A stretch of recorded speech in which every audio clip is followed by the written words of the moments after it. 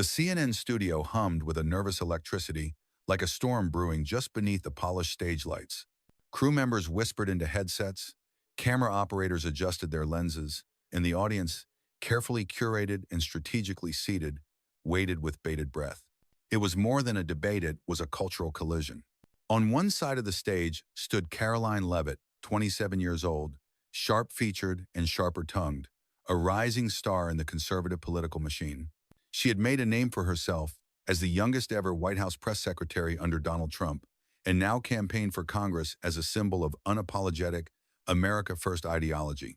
Clad in her signature navy blazer and ivory blouse, Karoline radiated confidence, the kind that comes not from experience, but from a belief in one's own infallibility. Her supporters called her fearless. Her critics called her reckless. But tonight, Karoline wasn't facing just another politician. She was about to confront a man whose very presence challenged the narrative she held dear.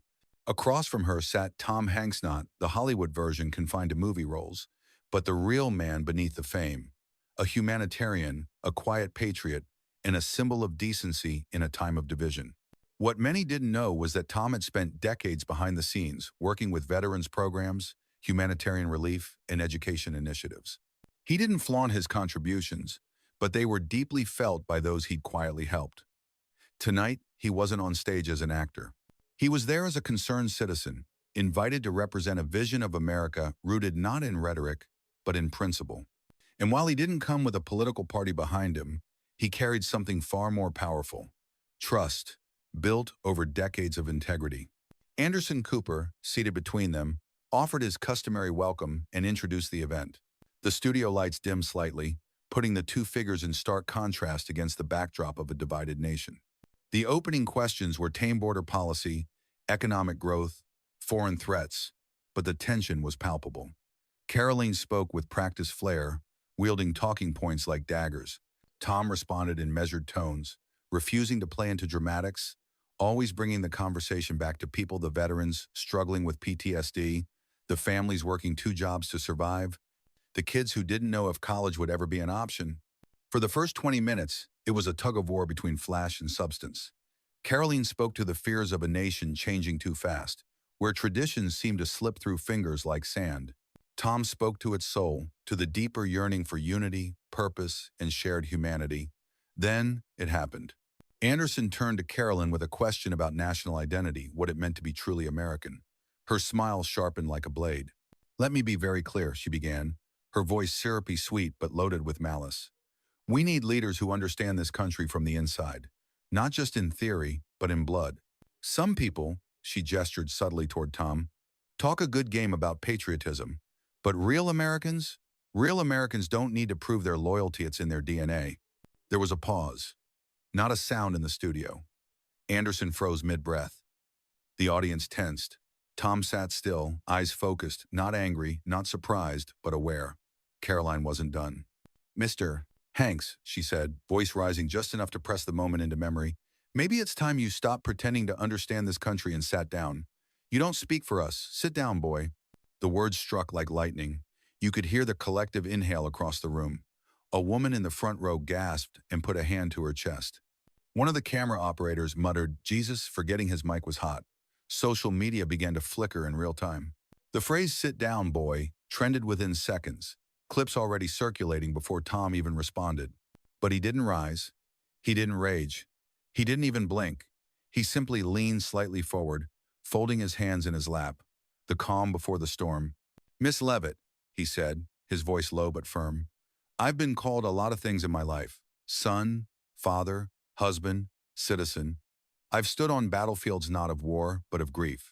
I've walked with veterans who've lost limbs and watched teachers work 3 jobs just to get their students pencils.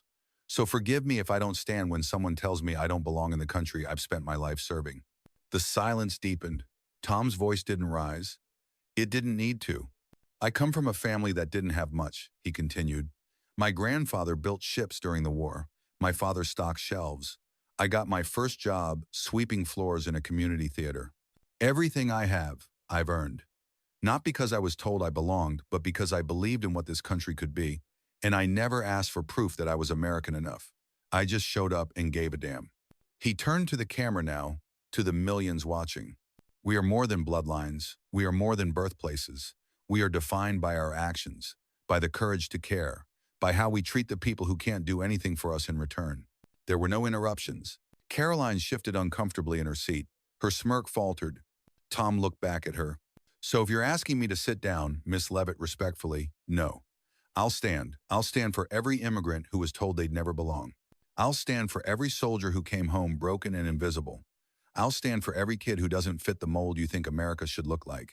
And I'll stand because someone has to remind this country what it was always meant to be.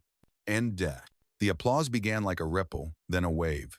The audience, once cautious, now erupted. Even some of Karoline's supporters looked stunned. Anderson Cooper glanced at his notes, then set them aside. The moment had overtaken the format. Karoline tried to speak, but it was too late. The momentum was gone. The power of her insult had turned inward, devouring its own intent. She had tried to dismiss Tom Hanks with a line meant to humiliate, but instead, she had handed him a stage to redefine what it means to be American. That night, the clip of Tom's response went viral. But more than that, it started a conversation. Not just about politics, but about identity, about belonging, about decency. In a time when the loudest voices often drown out the wisest ones, Tom Hanks reminded America that sometimes the softest response leaves the deepest impact. And it was only the beginning. The night after the debate, America didn't sleep. Cable news anchors scrambled to adjust their coverage. Twitter trended with hashtags like #Tom stands tall and #Leavitt collapse, and late-night hosts dropped their pre-written monologues to dive headfirst into what had just happened live on national television. Tom Hanks' America's unofficial moral compass had just turned a political ambush into a nationwide reckoning. But behind the wave of praise and applause, behind the viral montages and clips, there were two people living through very different mornings. Karoline Leavitt stood in the center of a campaign war room in Manchester, New Hampshire. The energy that once buzzed in the air like electricity had turned stale. Her campaign manager, Derek Sloan, nervously refreshed poll trackers on a laptop. The analytics team had already sent in 3 emergency reports. Overnight, her favorability had plummeted by 17 points. Donors were calling not with pledges, but demands. The phrase, "sit down, boy," had become a cultural landmine, sparking op-eds and condemnations from even conservative-leaning outlets. But Karoline wasn't folding. Not yet. She paced like a cornered wolf, phone in hand, firing off texts to allies and right-wing media. "Spin it," she ordered. "Make it about free speech. Frame it as a smear campaign." Her voice, once smooth and confident, now betrayed a tremor of desperation. She knew she had crossed a line, but she had no idea the line was buried that deep. Meanwhile, thousands of miles away, Tom Hanks sat alone on a modest patio behind a nondescript home in Northern California. The air was cool, the kind of crisp silence that gave a man time to reflect. He sipped black coffee from a weathered mug and stared at the sunrise without speaking. His wife, Rita, watched him through the screen door but didn't interrupt. She knew that look somewhere between contemplation and resolve. It was the same look he wore when his son enlisted. The same one when his nonprofit lost its biggest donor but kept every veteran on payroll. The phone on the table buzzed relentlessly messages from celebrities, journalists, even a former president. But Tom wasn't thinking about the accolades. He was thinking about the responsibility that came with them. Later that morning, a producer from CBS called. They wanted Tom on 60 Minutes, then Good Morning America, then The Late Show, all within the span of 20 minutes. But he declined them all, not out of pride, but principle. Tom didn't want to become the story. The message mattered more than the man delivering it. And while others rushed to capitalize on his viral moment, he was thinking about how to protect the people who were affected by the same kind of exclusion Karoline had voiced. He made one call to Sergeant Miguel Reyes, a veteran he had met through a Wounded Warriors program. Miguel had watched the debate with his 3 sons and emailed Tom that night, "Thank you for standing for us." For people who've served but still get asked where we're really from, Tom didn't need a publicist to craft a response. He just picked up the phone and said, "How's your youngest doing with those math grades?" While Tom operated from the heart, Karoline's team doubled down. They issued a public statement accusing CNN of bias, accusing Tom of weaponizing his fame, accusing the media of silencing conservative voices. It was a desperate press release, riddled with false equivalencies and whataboutism, but it worked at least for a few hours. Her base, though rattled, circled the wagons.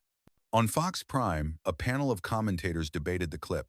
One called Tom manipulative. Another said, he's just another Hollywood elitist trying to shame hardworking Americans. But even as they spoke, the split screen told another story. Footage of Tom's quiet moments after the debate hugging Anderson Cooper, thanking the camera crew, shaking hands with audience members played silently on the other side. And viewers saw it. They felt it. The backlash Karoline hoped to ignite never quite caught fire. Instead, something else did. Across the country, schools replayed Tom's words in civics classes. Churches used them in Sunday sermons. Veterans groups invited him to speak not as an actor, but as a moral voice. Tom hadn't just responded to Karoline's insult. He had resurrected a forgotten version of America, one built on effort, not entitlement. A week later, CNN released the full, unedited debate footage with behind-the-scenes access. Viewers got to see what happened during commercial breaks, Tom comforting a stagehand who had broken down in tears, Karoline barking at her aides for missing a cue. It wasn't manipulation. It was reality, captured without a script. And then came the invitation that would change everything. The National Unity Summit in Atlanta, a bipartisan event rarely attended by celebrities. Tom was asked to give the closing keynote. At first, he hesitated. He wasn't a politician. He wasn't even sure he belonged there. But when he asked Rita what she thought, she just smiled and said, "You already gave a speech, honey. The country just wants to hear the rest of it." Meanwhile, inside Karoline's campaign bunker, panic metastasized. Her communications director had resigned. The youth wing of her own party released a statement distancing themselves from her rhetoric. Her next town hall had to be canceled after protest threats. Even her usual supporters on talk radio were quiet. They knew a losing narrative when they heard one. In desperation, Karoline scheduled an emergency press conference. It was held in a small community center with low ceilings and poor lighting. The room was half empty.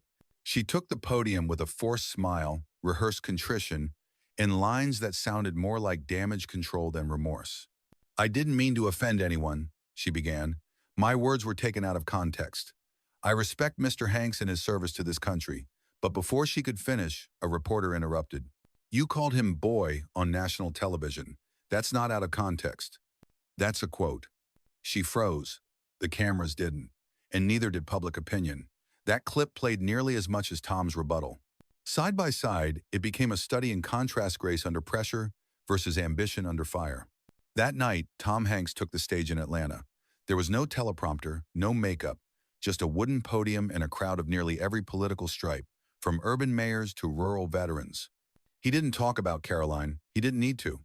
He talked about America, the idea of it, the promise of it, and the duty of its citizens to protect it from hatred masquerading as patriotism. "In this country," he said, "we don't build walls between neighbors. We build bridges across generations. We don't tell people to sit down. We invite them to stand up and join in. And if someone tries to rewrite the definition of who counts as American, we remind them, this land belongs to the doers, not the screamers." The crowd rose to its feet, not because he was famous, but because he was right. Back in New Hampshire, Karoline sat alone in a rented SUV outside a shuttered campaign office. Her phone buzzed with silence. And in that silence, she finally understood. She hadn't just lost the debates, he'd lost the country she claimed to speak for. Meanwhile, Tom Hanks returned home that night without fanfare. No limos, no headlines. Just Rita waiting on the porch with a cup of tea. As he stepped into the house, she looked at him and asked, "Did you say what needed to be said?" Tom smiled. "I think we all did." And somewhere across America, in classrooms, living rooms, and hearts, those words echoed not as a campaign, not as a comeback, but as a compass. This was no longer about one insult. It was about the truth rising through the noise. And Tom Hanks had become its unexpected messenger. The ripple effect of the debate extended far beyond Washington, D.C., far beyond cable news or trending hashtags. It seeped into diners in Kansas, barbershops in Detroit, fire stations in Arizona, and school auditoriums in Oregon. America, often fragmented by noise, had found itself captivated not by scandal or spectacle, but by a quiet confrontation that revealed something deeply human. In the days following Tom Hanks's appearance at the National Unity Summit, a noticeable shift occurred, not in policy, not in politics, but in people. Conversations were different, tones softened. Strangers who once argued across grocery aisles or comment threads began to pause, asking, even briefly, what would Tom have said? At Spring Valley High School in Ohio, history teacher Linda Corbin wheeled a television cart into her 10th grade class. "We're watching something important today," she said, pulling up the full debate footage and Tom's summit speech. Her students, used to dry lessons on early American governance, watched in stunned silence as the clips unfolded. When the final line of Tom's speech landed, we remind them, "This land belongs to the doers, not the screamers." One student clapped, then another, until the entire class was applauding a video on a screen. In New York, a retired firefighter named George Mancini wrote a letter, not to Tom, but to his estranged son. "You said years ago that I didn't accept who you were, that I made you feel like you weren't American enough, not like me. I didn't understand it until now. I watched Hank stand there and say what I couldn't. I was wrong, son. Come home." Meanwhile, churches across the country quoted Tom's words in Sunday services, not for political purposes, but moral ones. Pastors spoke of humility, of courage and kindness. In rural churches, where pews had been split over slogans and parties, voices now united in prayer not for parties to win, but for hearts to open. And yet, not everyone was ready to listen. In a smoky back room in Tallahassee, a group of campaign strategists and political operatives huddled around a long oak table. On the wall, Tom Hanks's face was frozen on a projector screen. "He's dangerous," one advisor growled. "Not because he's running, because he's not." What do you mean?" another asked. "I mean he's unassailable. You can't hit a man like that without bleeding yourself. He's not a candidate, he's a conscience." Karoline Leavitt's name was barely mentioned. To them, she was no longer the concern. The concern was what Tom had awakened. Something deeper, something harder to defeat. Back in California, Tom's days returned to their modest rhythm. Mornings were for coffee and reflection, afternoons often spent volunteering at the local VA, evenings with Rita, and old movies on VHS tapes. But the mail never stopped. Letters arrived by the hundreds, then thousands. Stories poured in of pain, hope, reconciliation. One from a Syrian refugee who had watched the debate through subtitles. "In my country," she wrote, "men like you are arrested. In your country, you are applauded. This is why I fled. Thank you for making it feel like home." Tom read every letter, not all at once. Sometimes just one or two a night, often aloud to Rita. They didn't respond publicly. They didn't need to. The act of reading was the act of honoring. Meanwhile, Karoline Leavitt retreated from the spotlight. Her campaign canceled all media appearances, citing strategic recalibration. But those inside the walls knew the truth. Her donors were gone, her staff fragmented, and every attempt at relaunching her image met a tidal wave of backlash. The insult she'd thought would define Tom had instead become a mirror. She took refuge in the familiar, conservative radio interviews, online forums that echoed her worldview, private fundraisers among loyalists who still believed the outrage was manufactured. But each time she spoke, each time she tried to reframe the moment, the shadow of that night loomed larger. "You were there," one local journalist asked during a rare press sit-down. "Do you regret what you said?" Karoline hesitated. "I regret that it was misunderstood. It was the wrong answer." Again, because out there beyond political bubbles, people didn't misunderstand. They saw, they felt, and they remembered. In Nashville, at the annual Veterans Memorial Day run, the organizers played Tom's speech before the race. Old soldiers stood at attention. Families wept. Young runners asked questions like, "Who is Tom Hanks, really?" And the answer, spoken by a Korean war vet in a worn cap, was simple. "He's the kind of American I want my grandson to become." In classrooms, children drew pictures of him standing at a podium with speech bubbles that said things like, "We stand together and doers, not screamers." In Montana, a Lakota elder shared the video during a community gathering. "This man may not know us," he said, "but he speaks with the kind of truth our ancestors prayed would still exist." And in Washington, a rare bipartisan statement emerged from Congress drafted quietly, without press recognizing Tom Hanks' contribution to national unity. It didn't become a law. It didn't need to. It was symbolic, a signal that even in a divided House, truth still held currency. But perhaps the most profound response came from a quiet place, a small town in Mississippi, where a local theater company struggling to stay open decided to stage a play.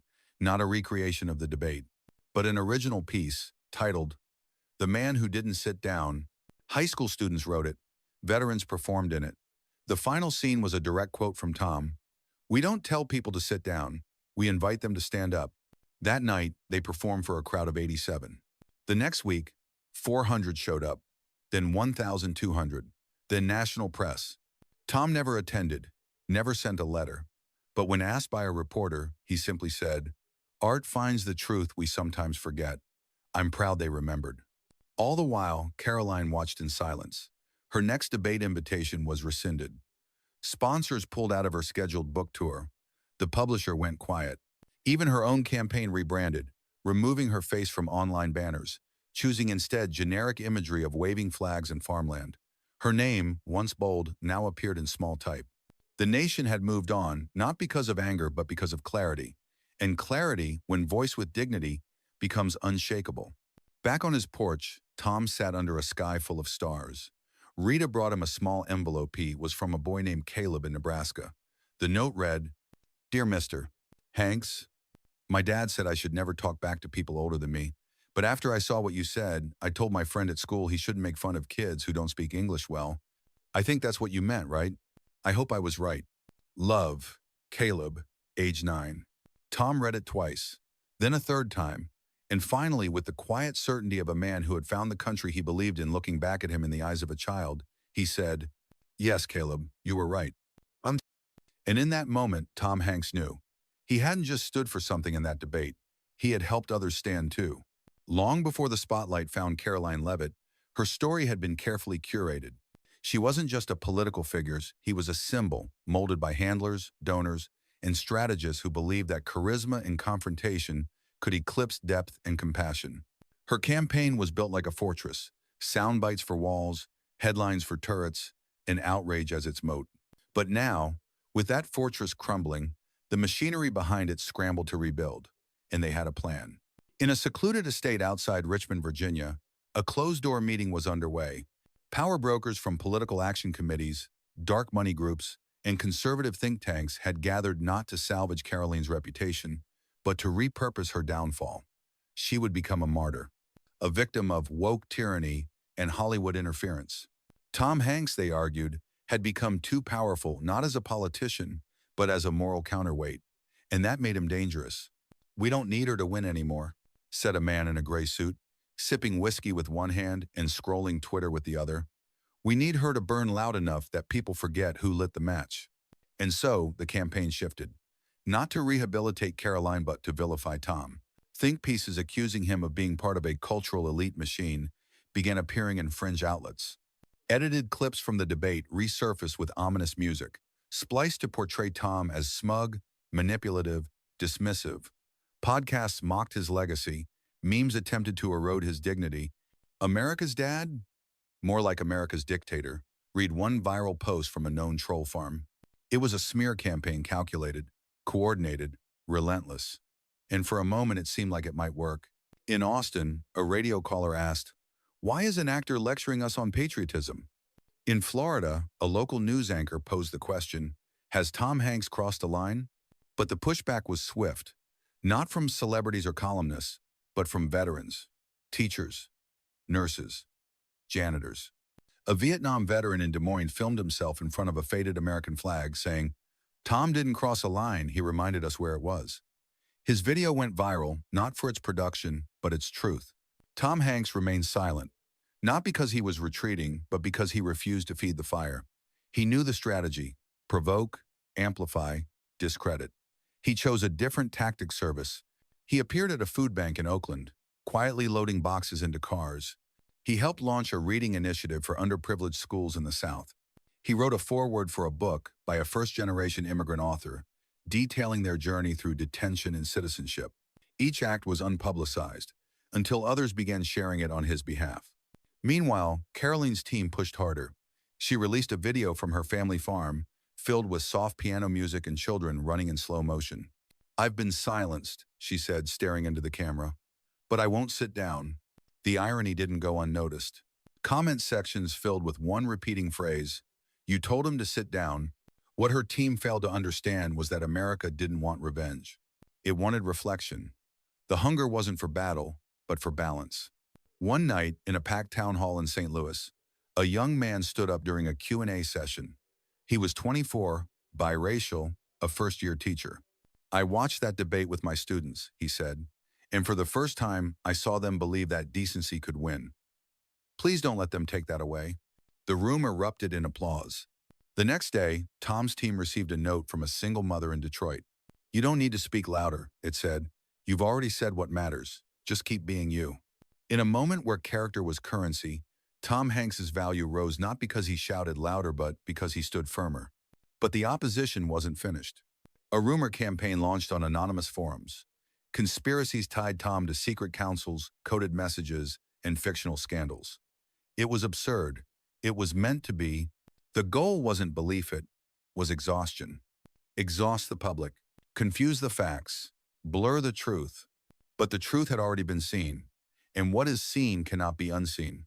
In Chicago, a mural was painted on a brick wall downtown. It depicted Tom standing firm with a quote beneath, "We don't tell people to sit down, we invite them to stand up." Within days, it was defaced. Within hours, it was repainted. Not once, not twice, but 3 times. Each time bigger, bolder, brighter. Because it wasn't just about Tom anymore. It was about what he'd stirred awake. And Karoline? She watched it all unfold from a glass office in a think tank where she had quietly taken a consultant role. No press release, no podium. Just a desk, a title, and a shadow of what once was. Her name was no longer trending, and the louder she tried to shout, the more silent the world became. Tom Hanks wasn't running for office, but his words had entered the bloodstream of a nation that had grown weary of outrage and hungry for grace. And no matter how loud the opposition became, they couldn't drown out what had already echoed from coast to coast. The invitation arrived quietly.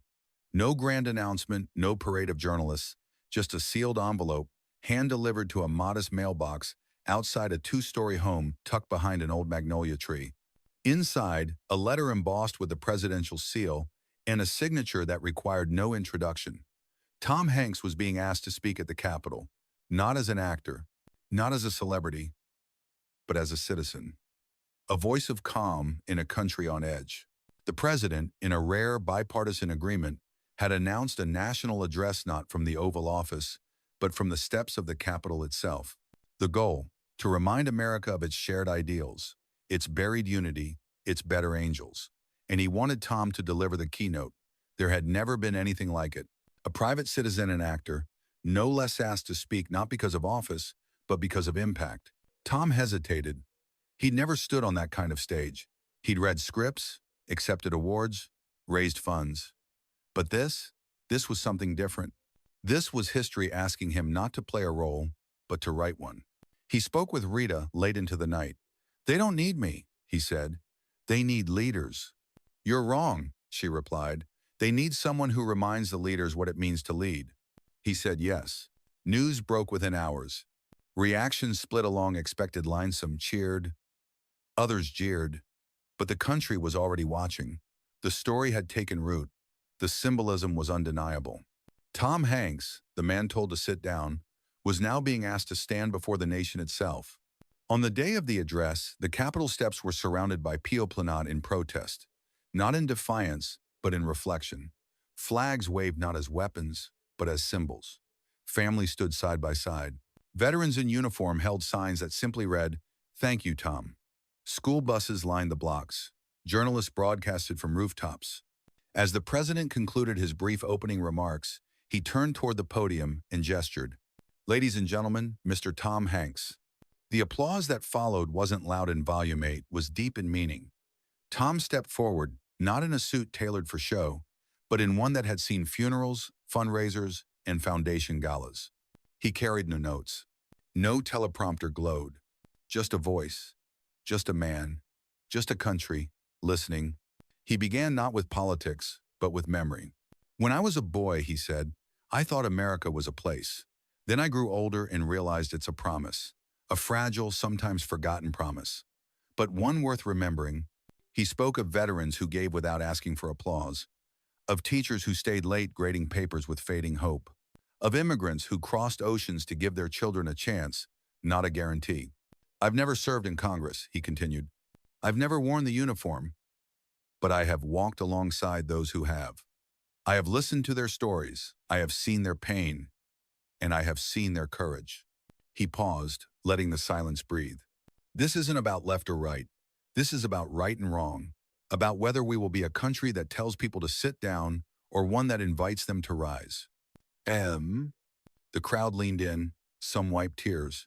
I was told not long ago to sit down, not by a villain, not by a monster, but by someone afraid of losing their version of what this country should be. And I understand that fear. But I will never let it decide who belongs in the nation I love.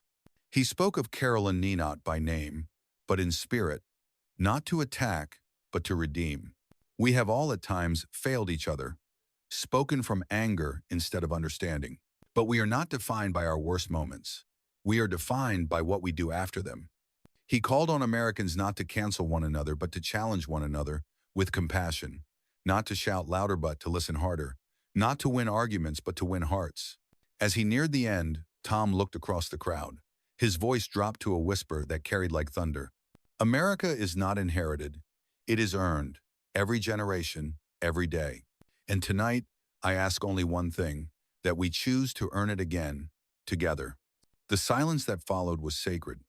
And then, as if choreographed by conscience, the entire crowd rose, not just in applause, in unity. Republicans, Democrats, independents, veterans, refugees, celebrities, custodians, young, old, all stood, not for a man, for what he had reminded them they could be. Karoline Leavitt watched from a television inside a private apartment in Alexandria. She had refused every interview, every rebuttal, every opportunity to fight back. For the first time in weeks, she didn't feel angry. She felt quiet. Tom hadn't destroyed her. He had exposed the part of her that still longed for something more than victory, belonging. She turned off the television. Outside on the Capitol steps, a young girl on her father's shoulders waved a flag. She didn't understand the speech, not fully, but she saw the faces around her. She saw them smiling, crying, holding each other. She whispered to her dad, "Is he the president?" "No," he said, voice cracking. "He's something better right now." The clip of Tom's address circled the globe, not as an American moment, but a human one, translated into dozens of languages, played in classrooms from Johannesburg to Jakarta, in cafes in Paris, in school assemblies in South Korea, and in one village in Ukraine, still recovering from war, a grandmother watching from a generator-powered laptop simply said, "That is how you speak to a nation." The moment didn't solve everything, it didn't erase divisions, but it reminded a fractured people that character was not outdated and that dignity was not dead. Tom Hanks returned home that evening, shoes dusty, tie loosened. Rita opened the door and smiled. "You stood," she said. Tom nodded. "So did they," he replied. And in the days that followed, Americans didn't just talk about change. They stood for it.